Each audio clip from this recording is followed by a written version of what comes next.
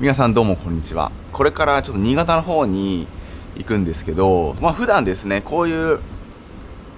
出張というか、出張っていうんですかね、バイクを使って輪行するときにどんなものを使ってるかっていうのね、多分紹介してなかったと思うんで、紹介します。いろんな方法があるんですけども、もちろん輪行袋を持っていくパターンと、これですね。これを使うパターン、今回はこれでいくので、これの使い方っていうよりかはこれのメリットとデメリット的なところをね、ちょっと今回紹介しようかなと思います。結構ね、癖は強いんで万人受けするかどうかは怪しいんだけど、ハマる人にはめちゃくちゃハマるようなやつなので、せっかくなので僕のその旅の自転車の持っていき方っていうのをね、ちょっと今日は紹介します。イーボクっていうメーカーのバイクトラベルバックプロっていうものを僕は使ってます。非常に頑丈なので、例えば飛行機輪行するときとか、特に海外とかって結構人によっては手荒に使っちゃう人もいるので、そういった時でも割と安心して、使うことのできるやつですね。僕はもう、3回か4回ぐらい海外輪行でこれ使いましたけど、今のところ全然大丈夫って感じですね。中を入れるとこんな感じになって、僕はこの一応クッションを一応入れてるんですけども、このバイクトラベルバックプロにはこんな感じの台座がついてます。両輪外したバイクを入れて、この中に入れてパッキングするといった感じです。まず最初にデメリットとメリットを言いながら、話しますけども、まずこれですね、通常の輪行袋と比べて時間はかかります。はい。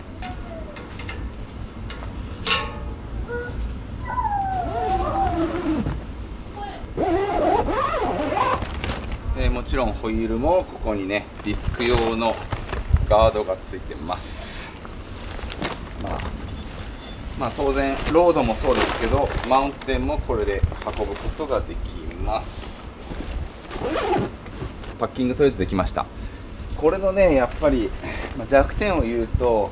ハンドルを外さないといけないところ、僕はステムで外しちゃいますけど、で僕はみたいにちょっとバイクのフレームとかが大きいとサドルを下げないと入んないっていうね、デメリットがあります。僕の場合は写真撮ってどの位置で、固定したかっていうのをちゃんと記録するようにしてます。でもその代わりですね、こんな感じでバッチリとパッキングすることができます。もちろんホイールもね、個人的にね、これのすげえいいところはですね、バイクを入れるだけじゃなくて、例えばこういう、ヘルメットをね、この中に入れちゃうとか、このシューズもこの中に入れちゃってます。こんな感じで。あとはこれは着替えですね。今回2日間行くんで、こんな感じで洋服なんかも全部この中に入れちゃいます。こうすることで、手荷物が減るし、こういった洋服なんかも緩衝材になります。でさらに空いたスペースあるんで、僕なんかここにお土産とか入れて代わりに持って帰ったりします。なんで行くときは基本ほぼ手ぶらですね。全部この中に入れれるものは全部入れちゃってます。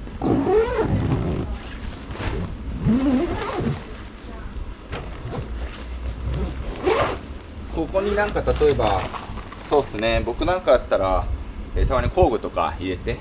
やったりしますけども、やっぱりこれの一番のいいところは、取っ手がたくさんあるので、持ち運びと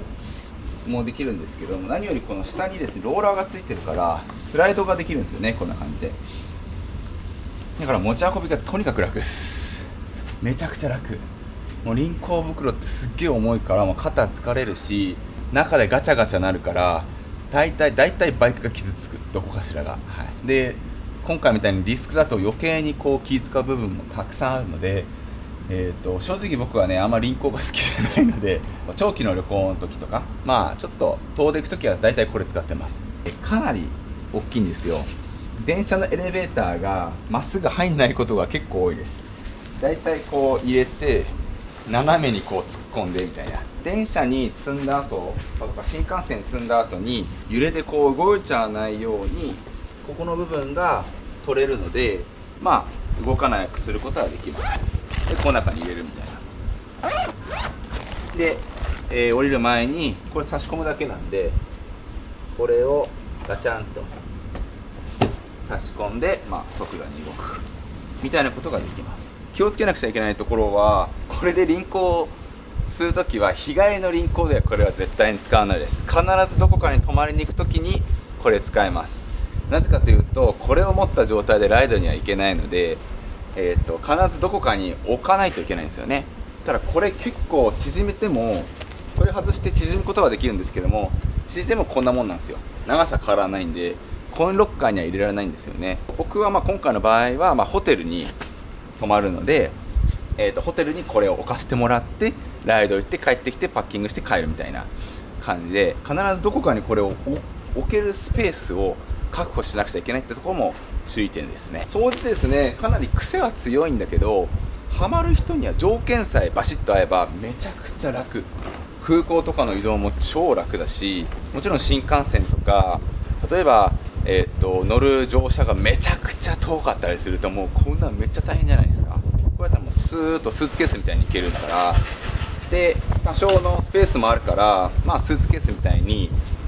物も入れることもできるので、1泊とか2泊とかするんであれば、もう間違いなくこれは超役に立つと思います。用途とかね、限られてくるんですけど、ハマるときはハマるって感じだから、僕の場合は結構ホテルとかずうずうしくいつもお願いしちゃってます。これちょっと預かってもらえないですかねみたいな。で大抵のところはいいですよって言ってくれるから、僕は全然預けちゃってますね。っていう感じで、とりあえず今回の旅のパッキングは終了です。これに撮影機材なんか僕簡単にリュックで持っていくんですけども、あとは撮影機材と、PC とかね、持ってったりはしますが、ほぼ、手ぶらに近い状態で快適にこれで運ぶことができるという感じですね。ということで今回は以上です。どうやってバイクを旅先に持っていくかというお話でした。ありがとうございました。もしもね参考になった方、ぜひグッドボタンとか、コメントとかいろいろよろしくお願いします。じゃあ、今日はそんな感じで